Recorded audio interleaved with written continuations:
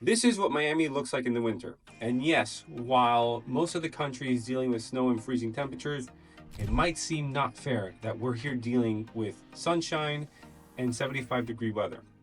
However, Miami is not all it's made out to be.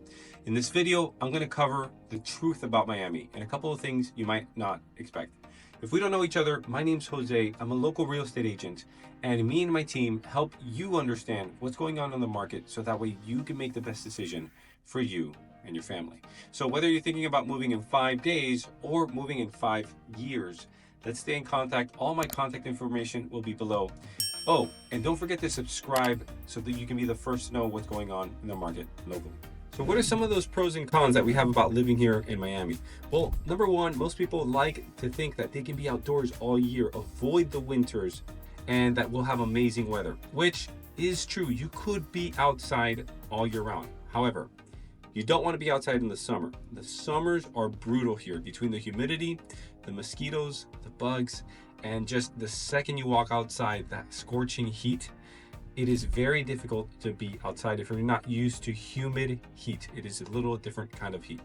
Now, with another pro is no state income tax. Yes, you can keep more of your money, but is it worth it if it gets offset with a high cost of living? In Miami, it's definitely a little bit more expensive to live than the rest of Florida, and there's going to be some statistics down below that I'll add so that way you can see how does it compare to the other cities in Florida. Now, with that, we do get a lot of people moving to Miami, and we have a booming economy, lots of jobs, and real estate growth. So there's always growing, there's investors developing, and there's a lot of jobs. With that comes horrible traffic.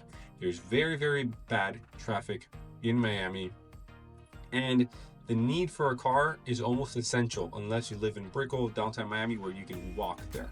But for the majority of people, you will need to do that, and you really hope to avoid rush hour time. And the final pro that leads to one of the tastiest things is that we have a lot of diversity. And with a lot of diversity comes an amazing food scene.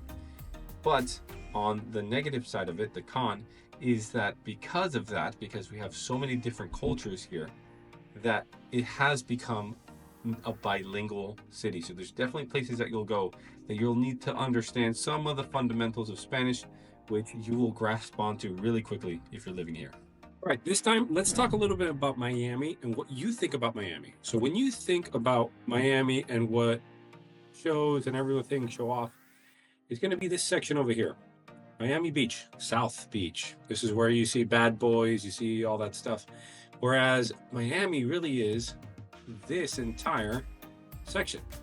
So there's many different neighborhoods. So I want to emphasize, number one, Miami is not Miami Beach. Number two, I'm going to highlight a couple of neighborhoods, and we're going to see the prices right here live so you can kind of see what they're asking for. So if you look for homes in the price range between 300,000 and 500,000, you're going to find a couple over here around Dayland. There's a lot of condos, the Crossings, West Kendall. So as you can see here, there's not as many in this middle section. In Coconut Grove, there's not many either. The higher price point homes are going to be in this section. So the first ones that were developed are Coconut Grove. You have here Coral Gables right over here. Pinecrest. This is where the prime real estate is and where the big wealthy families move in. Another one that developed pretty recently is Palmetto Bay. Very nice area, and it's being bought out over here. Most of the families that move in that need a little bit more of an affordable home are going to move into this Kendall, the Hammocks, Crossings, Kendall West, and then this area is a little bit more central. So this area, Westchester, Westwood Lakes, Olympia Heights, Coral Terrace, is a little bit more older homes in the 60s, but it's close to where the jobs are. So most of the jobs, you're going to go down to Coral Gables. You can go down here to downtown, Brickell, and you're going to be able to see that. So if I go here and I put homes that are $2 million plus, right? So more than $2 million, you're going to see it kind of pop up a little bit more on this side. You can see it here, right? So there's a couple in Doral. A lot more in the beach, Key Biscayne, Coconut Grove. There's 339 in Coconut Grove, and Coral Gables will have some as well.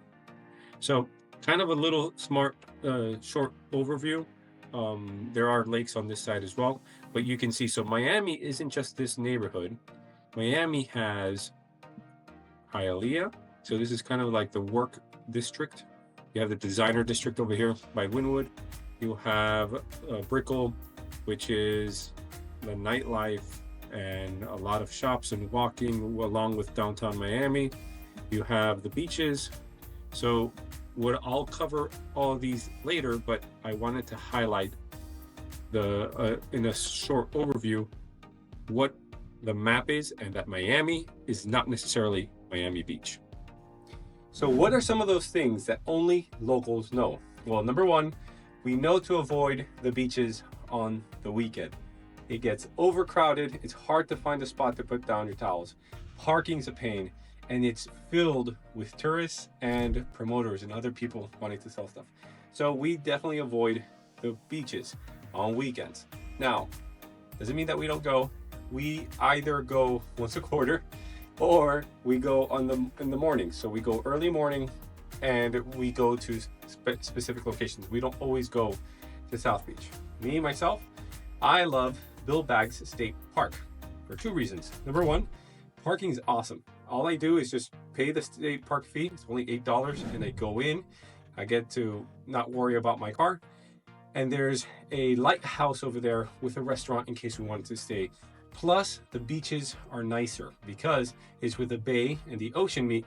So everything, when there's seaweed or anything, it's usually not there. It's a little bit farther in. Number two, Miami time. So speaking about going early to places like the beach, Miami time means that you can expect people to arrive to places late. So when you get an invitation and it says 7 o'clock, you can expect people to arrive there much later. It's very common, and it shouldn't catch you off guard. Another thing that shouldn't catch you off guard are sun showers. Very strange, we call them sun showers here, but when there is sun outside and it's starting to rain, we call those sun showers. Very common in the summer months. Now, drivers can absolutely be a little crazy, and there's areas that tend to have more traffic than others. But what most people don't realize is that we have pockets of golf cart communities, such as Cutler Bay. So what you'll want to do is before you make the move, see where that traffic is. Most of the traffic heads east, and north is where we see most of the traffic heading, but we will look at that when the time comes. And finally, last thing I want to talk about is the food scene. The food scene, yes, there are touristy spots that have great food, but that's not where the best food is. The best food is going to be the mom and pop shop in the suburbs, because the touristy spots are trying to, like a chain, sell the things that will sell the quickest and make the most profit. Whereas a mom and pop shop, they want the recurring people to come so they can stay in business. So what do you think? Could Miami be the right place for you? Let me know in the comments below. I would love to hear it.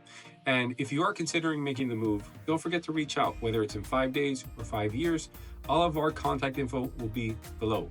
Oh, and don't forget to subscribe. Miami is changing very rapidly these days, so you'll be the first one to find out what's going on.